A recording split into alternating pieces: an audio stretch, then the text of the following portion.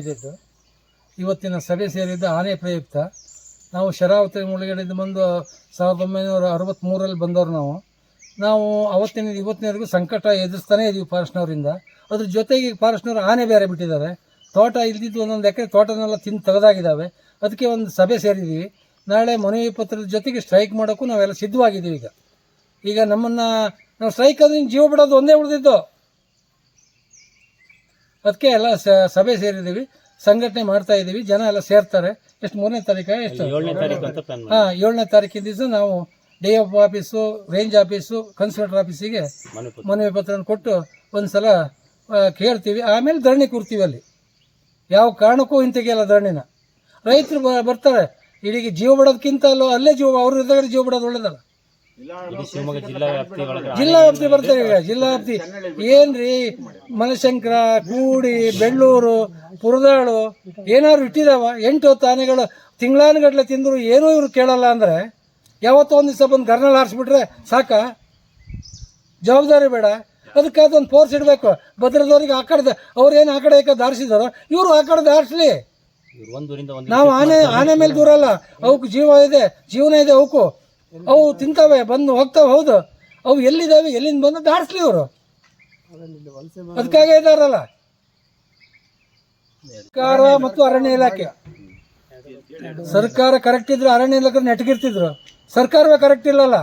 ಈ ಥರ ತಿಂದು ಪೇಪರ್ನವರು, ವಿಡಿಯೋದವರು ಇದು ಮಾಡಿದ್ರು ಅವ್ರು ಏನು ಅಂತ ಕೇಳೋರೊಬ್ಬರು ಇಲ್ಲಲ್ಲ. ಡಿಸ್ಟ್ರಿಕ್ಟ್ ಮಿನಿಸ್ಟರ್ ಇದ್ದಾರೆ, ನಮ್ಮವರೇ MLAಗಳಿದ್ದಾರೆ. ಯಾರು ಏನು ಅಂತ ಎಲ್ಲೋ ಕೂತ್ಕೊಂಡು ಹೇಳೋದು ಸಾಕಲ್ಲ. ನಮ್ಮನ್ನು ಕರೆದು ಜೊತೆಗಿದ್ದು ಅದನ್ನು ಫೇಸ್ ಮಾಡ್ಬೇಕು ಅವರು. ಇಡೀ ಶಿವಮೊಗ್ಗದಾದ್ಯಂತ ಶಿಕಾರಿಪುರದವರೆಗೂ ಜನ ಸೇರ್ತಾರೆ. ಯಾಕೆಂದರೆ ಒಬ್ರದ್ದು ಇರಲಿಲ್ಲ. ವರ್ಷಾನುಗಟ್ಲೆ ನೋಡಿದ್ದೀವಿ ನಾವು. ಈಗ ಇದು ಮಾಡ್ತಾರೆ, ಆಗಿದ್ದು ಮಾಡ್ತಾರೆ, ಈಗಿದು ಮಾಡ್ತಾರೆ. ಎಲ್ಲೋ ಒಂದು ಸ್ವಲ್ಪಕ್ಕೆ ಟ್ರಂಚ್ ಹೊಡ್ಬಿಡೋದು, ನಿಮ್ಗೆ ಆನೆ ಬರಲ್ಲ ಅಂತ. ಆನೆ ಆದಿ ಹಂಗೆ ಬಿಟ್ಬಿಡೋದು. ಏನೋ ಕಾಡಾಗಿ ಹೋಗ್ತಿದ್ವಿ, ಈಗ ರೋಡಾಗಿ ಬರ್ತದೆ. ಹೌದು, ಈಗ ಮುಂಚೆ ಕಾಡಾಗಿ ಹೋಗ್ತಿದ್ವು ಪಾಪ. ಅವು ಪಡಿಗೆ ಎಲ್ಲೆಲ್ಲ ಹೋಗ್ತಿದ್ವು. ಈಗೇನು ಒಂದೇ ಕಡೆ ತಿರ್ಸಿಬಿಟ್ಟಿದ್ದಾರೆ, ಹೋಗಿ ತಿನ್ಕೊಂಬಂದ್ಬಿಡಿ ಅಂತ. ಇಲ್ಲಿ ಈಗ ನಾವೇನು ಮೊದಲನೇ ಹಂತದ ಪೂರ್ವಭಾವಿ ಸಭೆ ಅಂತೇಳಿ ಕರ್ಕೊಂಡು ನಾವೆಲ್ಲ ಗ್ರಾಮಸ್ಥರು ಸೇರಿ ಕೂತು ಮಾತುಕತೆ ಮಾಡಿ, ಇದು ಆನೆ ಬಂದು ಇಲ್ಲಿ ತುಂಬ ಹಾವಳಿ ಕೊಟ್ಟು ಈ ಶಿವಮೊಗ್ಗ ಜಿಲ್ಲಾದ್ಯಂತ ವ್ಯವಸ್ಥೆ ಒಳಗಡೆ ಎಲ್ಲ ರೈತರಿಗೂ ಕೂಡ ತುಂಬ ಹಾನಿ ಮಾಡ್ತಾ ಇದ್ದಾರೆ.